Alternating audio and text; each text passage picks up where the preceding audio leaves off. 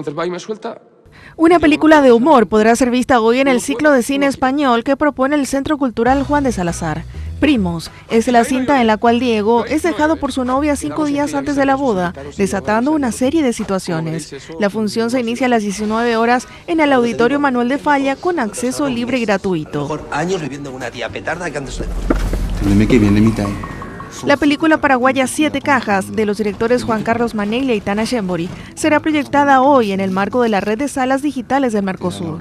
Las peripecias de Víctor, el carretillero, podrán apreciarse desde las 19 horas en el Teatro de las Américas del CCPA, con acceso libre y gratuito. 600 millones más hemos pedido afuera.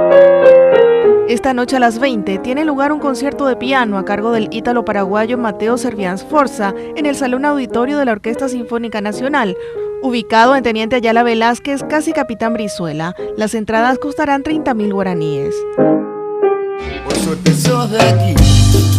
Con un festival de rock se festeja el Día de la Juventud y la Primavera hoy, desde las 20 en el estacionamiento del Paseo Carmelitas con acceso libre. El evento cuenta con la participación de bandas como Bohemia Urbana, Gaia, Sobre la Hora, Vinilos y La Tercera, entre otras. Emoción, y hago una anotación de amor en mi cuaderno.